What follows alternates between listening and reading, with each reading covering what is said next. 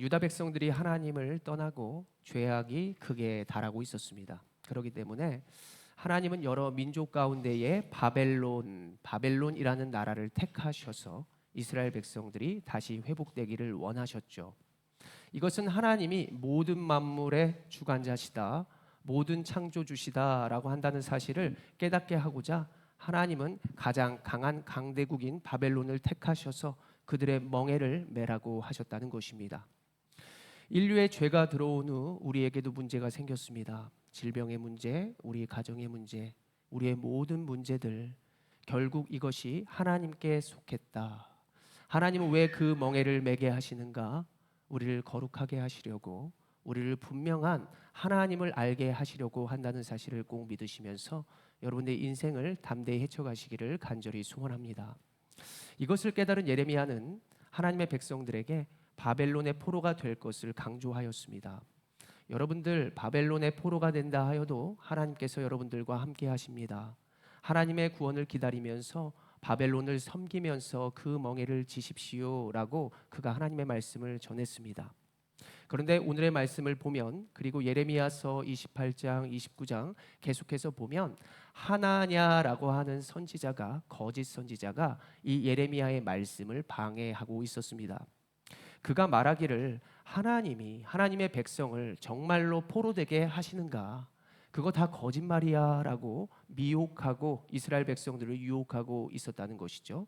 다시 말합니다. 유다 백성들을 유혹하고 있었다는 것입니다. 그리고 만약에 너희들이 포로가 된다 하여도 2년 안에, 그리고 굉장히 짧은 시간 안에 너희들은 회복될 것이야 라고 미혹하였다는 것입니다.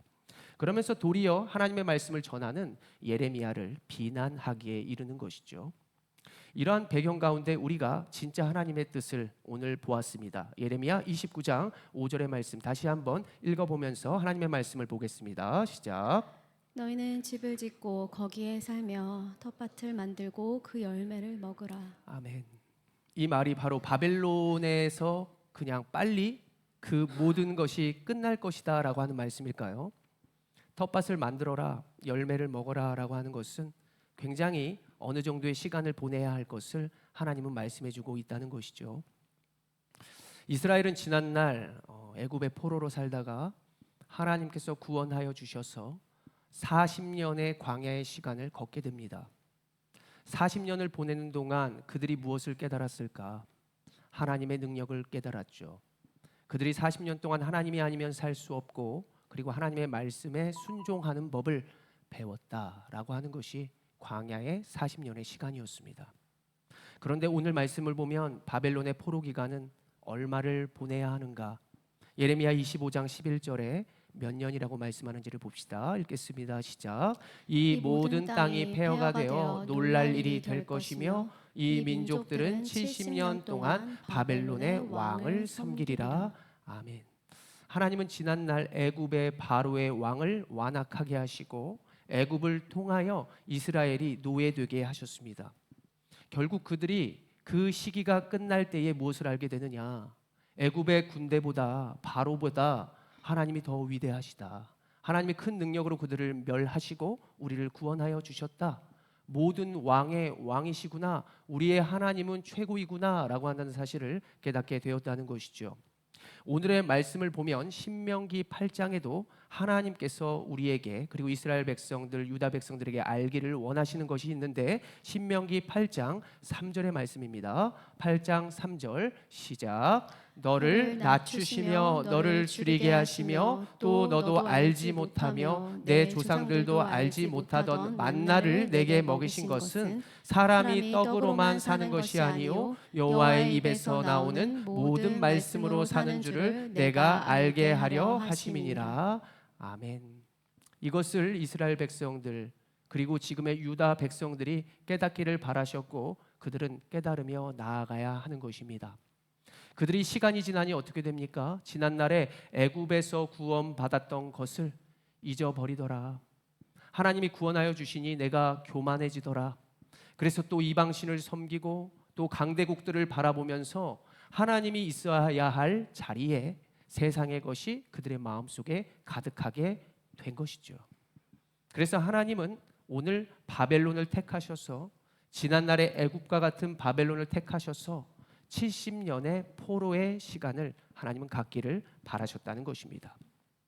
오늘의 말씀을 우리에게 적용해 보자면 우리에게 허락된 고난과 어려움이 있을 것이다. 이것은 바로 하나님이 유다 백성들에게 바라시는 바벨론과 같은 것이다 라고 해볼 수 있습니다. 광야의 시간 가운데 하나님이 바라셨던 것, 그리고 바벨론 70년의 생활 동안 하나님이 바라셨던 것, 이것은 우리에게로 적용해 보자면 우리의 질병의 문제, 우리의 가정의 문제, 자녀의 문제, 우리의 재물의 문제, 그리고 각자 있을 관계의 문제, 모든 문제까지 하나님이 모든 것의 주관자 되시는 하나님이시기 때문에 우리의 모든 문제를 알고 계신다. 그렇다면 왜 그 힘든 시간을 보내게 하실까? 하나님의 능력이면 그것을 제거해 주시고 우리를 나음으로 입게 하여 주실 수 있는 분이 우리에게 왜 그러한 바벨론과 같은 문제를 허락하셨을까라고 하는 것을 우리는 질문해 볼 수 있겠죠. 우리가 하나님께서 이 가운데 바라시는 것이 있어요. 우리의 멍에와 같은 바벨론의 문제 가운데, 각자의 문제 가운데 하나님이 이것 하기를 원하신다는 것입니다. 예레미야 29장 7절의 말씀 읽어봅니다. 시작. 너희는 내가 사로잡혀 가게 한 그 성읍의 평안을 구하고 그를 위하여 여호와께 기도하라. 이는 그 성읍이 평안함으로 너희도 평안할 것임이라. 아멘. 이 말은 바벨론에서 복음을 전하라는 말이 되겠죠. 사랑을 베풀어라 하는 것이 되겠습니다. 그곳에 살아가서 사랑을 베풀려면 지난날에 만나를 먹이신 하나님의 말씀에 힘입어야만 우리가 복음을 전할 수 있고 사랑을 전할 수 있는 것이죠. 사랑하는 가족들 앞에서, 사랑하는 자녀들 앞에서 우리의 감정으로 자녀들을 양육하는 것이 아니라 진짜 사랑으로 양육하고 우리의 남편과 아내에게 진정한 사랑으로 나아가려면 예수의 사랑이 있어야 하고 예수님께서 허락하신 나의 모든 지난날의 은혜를 우리가 기억해야만 우리가 사랑할 수 있다. 복음을 전할 수 있다. 평안을 선포할 수 있다. 이것을 하려면 기도해야 하고 그들을 위하여도 기도해야 한다. 하나님은 이것을 바벨론의 70년 기간 동안에 말씀하셨다는 것입니다. 그렇다면 우리의 문제의 기간 동안, 우리는 바벨론의 기간 동안 무엇을 해야 하느냐?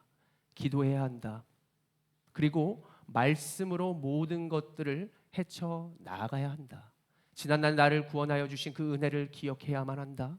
주님의 사랑에 힘입어 예배하고 주님의 사랑에 힘입어 사랑을 전하고 힘입어 가정에게, 주변에게 나아가야만 우리가 평안을 계속해서 전할 수 있게 되더라는 것입니다. 그러면서 하나님께서 우리에게 주의해야 할 것도 말씀해 주시는데 예레미야 29장 8절의 말씀 같이 읽어봅니다. 시작. 만군의 여호와 이스라엘의 하나님께서 이와 같이 말씀하시니라. 너희 중에 있는 선지자들에게와 점쟁이에게 미혹되지 말며 너희가 꾼 꿈도 고지 듣고 믿지 말라. 아멘. 유다 백성들 가운데에서는 거짓 선지자의 말을 믿고 듣지 보지 말라. 우리는 무엇입니까? 세상의 것을 보고 듣고 느끼는 거죠. 하나님의 말씀보다 그것들을 더 많이 듣고 보고 그리고 경험하게 되는 것입니다. 그러면은 우리가 이단에 나는 빠지지 않아, 나는 세상에 빠지지 않아 라고 이야기를 한다 하여도 우리는 계속해서 우리가 생각한 많은 것들이 우리의 삶에 적용이 되고 하나님의 말씀보다 하나님이 그 모든 것 위에 계신다라고 하는 우리들에게 세상의 것이 자리 잡다 보니까 그 인내의 기간, 70년의 기간, 그 문제의 기간에 하나님을 떠나버릴 수 있고요. 우리는 주변에 하나님의 복음을 전할 수도 없게 되는 우리들의 모습을 발견해 볼 수 있겠습니다.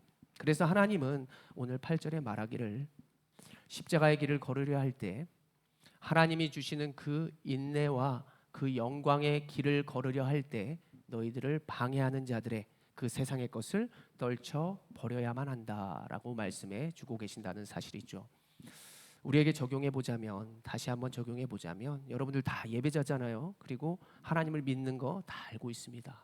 그런데 그것에서 나는 충분해, 나 하나님 사랑해, 언제든지 돌아가도 하나님은 날 맞이하여 주실 거야 라고 하는 자만함, 그런 내일로 미루는 그러한 모습들, 이러한 모습들이 우리에게 교만으로 나타날 수 있고 결과적으로는 하나님보다 세상을 더욱 사랑하여 우리는 우리의 삶에 불평하고 하나님 곁에 떠나 있는 내 스스로를 발견할 수 있게 되더라는 것입니다. 지난날 공부를 잘 안 하던 제가 공부를 좀 하려고 하면 밖에서 소리가 들리는 것이죠. 우람아 놀자. 그럼 제가 나갔을까요? 안 나갔을까요? 나가는 거예요. 신분을 버리고, 학생의 신분을 버리고 세상에 나가서 놀더라. 우리가 하나님을 사랑하고 하나님께 나아가려고만 하면 문제가 생기더라. 세상의 유혹과 갑자기 가정에서 싸우지도 않던 자녀들이 싸우고 부부가 싸우고, 내가 예배하려 하고 뭔가 좋은 일을 하고 나의 신분에 걸맞게 행동하려면 사단은 가만히 두지 않는 그러한 모습들을 우리는 생각해 볼 수 있습니다. 우리가 생각해야 할 것은 나중에 하면 되지 뭐 이럴 수도 있지 이것이 아니라 영적으로 생각해야 합니다. 내가 왜 이 바벨론의 70년 동안 하나님이 왜 이 아픔을 주셨을까? 하나님이 왜 이 문제를 주셨을까? 이런 것들을 먼저 생각해 보고, 내가 불평하고 그리고 세상으로 그냥 나아가는 것이 아니라 하나님이 이 기간 동안에 나를 정말 더 정결케 하시려고, 그리고 내 주변을 거룩하게 하시려고 하나님은 지금 준비하고 계시는구나. 나를 사랑하셔서 나를 통하여 영광을 보여주시려고 하나님이 일하시기 위하여 준비하고 계시는구나 라고 하는 사실을 여러분들 믿음으로 믿으시기를 바랍니다. 언제까지 거룩해짐을 미루려고 하십니까? 오늘 이 시간이 끝나면 또 유튜브를 보고 넷플릭스를 보고 하나님의 말씀을 또 세상의 것으로 덮으려 하십니까? 세상의 것으로 또한 해결하려 하십니까? 이것이 바로 우리가 생각해야 할 문제요, 미혹의 것이 될 수 있습니다. 주님 말씀하셨습니다. 기도하라. 주변의 사랑을 전하라. 하나님의 말씀으로 살아라. 우리는 오늘 또한 기도할 것입니다. 하나님, 바벨론의 기간 동안에 나를 더욱더 정결하게 하여 주시옵소서. 나를 새롭게 세워 주시옵소서. 나를 통하여 내 남편이 믿음으로 굳게 서게 하시려고.